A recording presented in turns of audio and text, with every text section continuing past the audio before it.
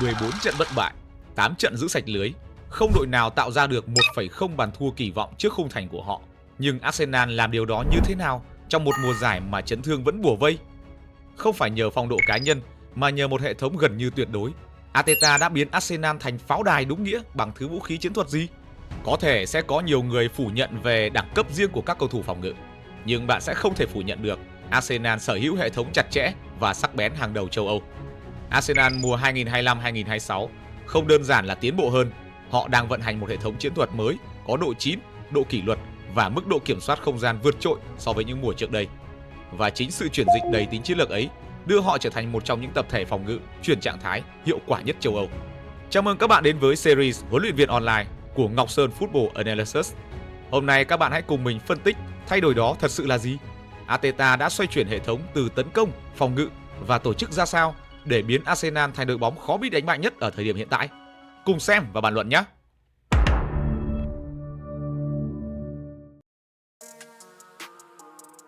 Vị trí dẫn đầu hoàn toàn phản ánh thực lực của thầy trò Mikel Arteta lúc này, khi họ đang đứng đầu mọi thông số quan trọng trong cuộc đua vô địch.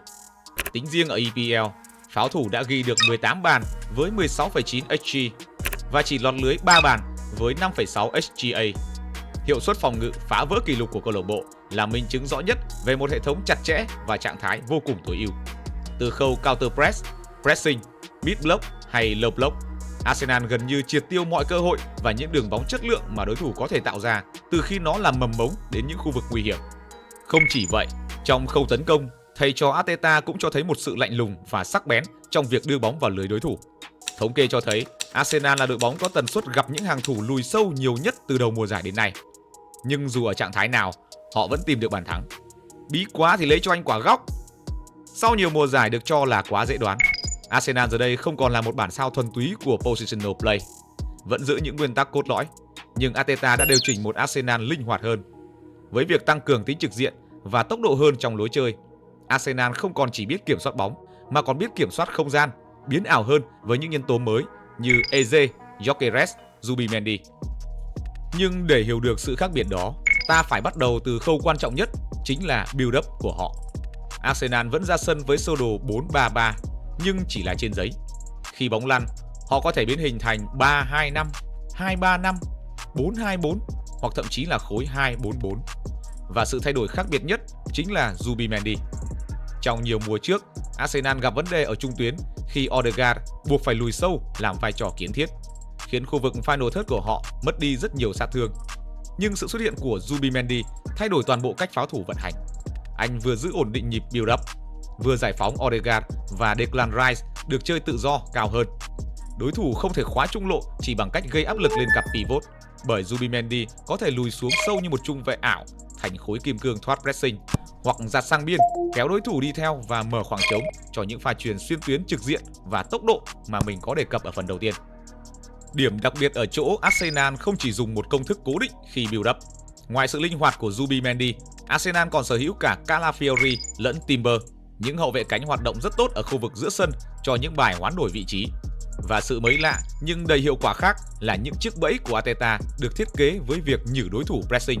Ngay sau đó họ sẽ tung ra những pha bóng trực diện xuyên tuyến, giống như đang phản công ngay trong lúc cầm bóng chủ động. Đó gọi là chuyển trạng thái nhân tạo. Thay vì mất bóng để phản công, Arsenal tạo ra cảm giác phản công trong chính khâu kiểm soát bóng của mình. Nói cách khác là Arsenal giờ đây không còn phải build up và chờ đợi cơ hội, mà còn sẵn sàng chơi bằng những đường bóng dài xuyên qua các lớp pressing và các khối thủ chặt chẽ với sự có mặt của Zubimendi và Gyökeres. Khi bóng đến final third, cấu trúc tấn công của Arsenal biến thành một dạng 2-2-6 hoặc 3-1-6 cực kỳ linh hoạt và khó phòng ngự. Hai trung vệ cùng hai pivot tạo thành khối rest defense và 6 cầu thủ dâng lên để overload. Từ cấu trúc này, chỉ một pha xử lý dứt khoát là không thành của đối thủ lập tức mở ra.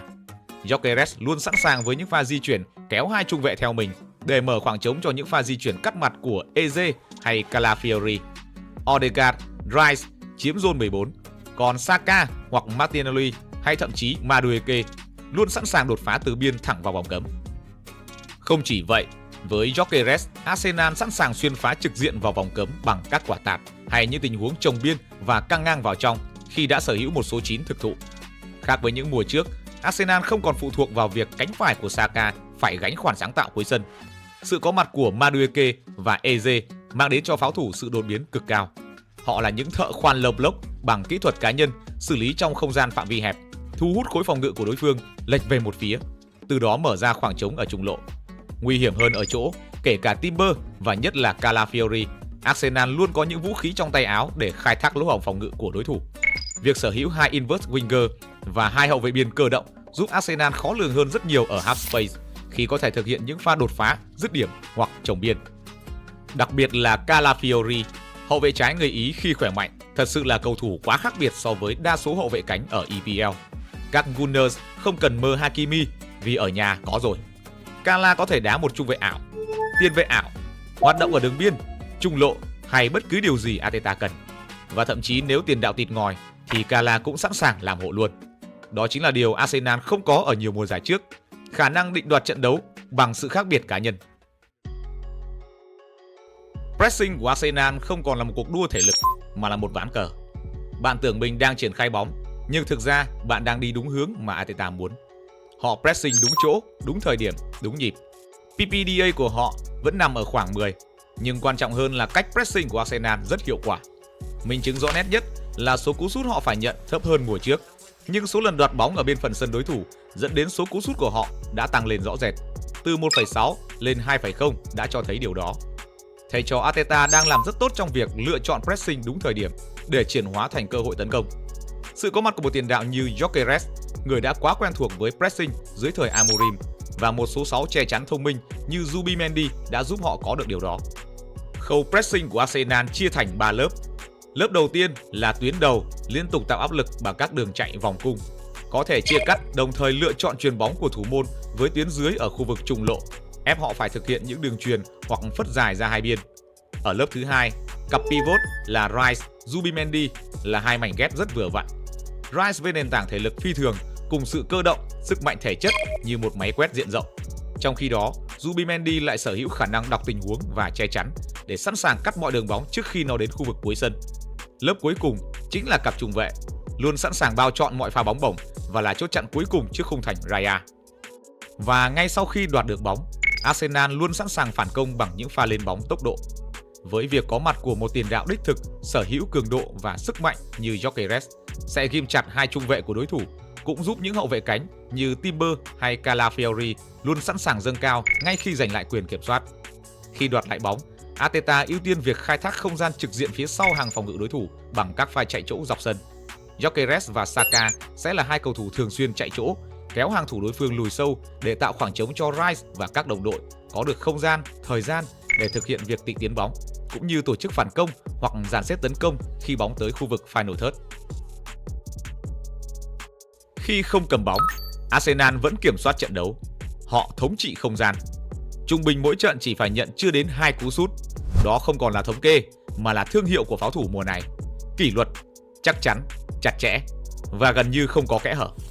2 bàn thua trong trận đấu với Sunderland thì hơi ngoại lệ chút, vì mèo đen đầu mùa giải năm nay đang là một trong những đội chuyển hóa cơ hội cực kỳ ảo, tạo ra bàn thắng từ những cơ hội chất lượng rất thấp luôn. Sự khác biệt ở Arsenal mùa giải này được định nghĩa không chỉ bằng bàn thắng, mà còn bằng khả năng kiểm soát phòng ngự tuyệt đối.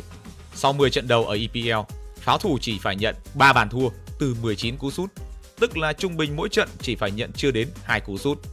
Triết lý phòng ngự của Arteta dựa trên việc thống trị không gian, thông qua các hình khối có tổ chức và áp lực chủ động.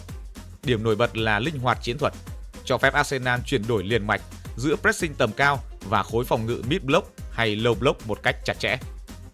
Khi cần sự an toàn hoặc đối phó với đội bóng có khả năng thoát pressing tốt, Arsenal áp dụng mid block 4-4-2. Hệ thống này sử dụng 2 lớp phòng ngự dày đặc nhằm mục đích khóa chặt trung lộ và ngăn chặn đối thủ chuyền xuyên tuyến. Mục tiêu chính là khóa chặt zone 14, khu vực ngay trước vòng cấm được coi là vùng dứt điểm nguy hiểm nhất. Bằng cách duy trì cự ly hẹp, buộc đối thủ phải dạt ra biên hoặc thực hiện các đường chuyền mạo hiểm không có khả năng tạo ra XG cao.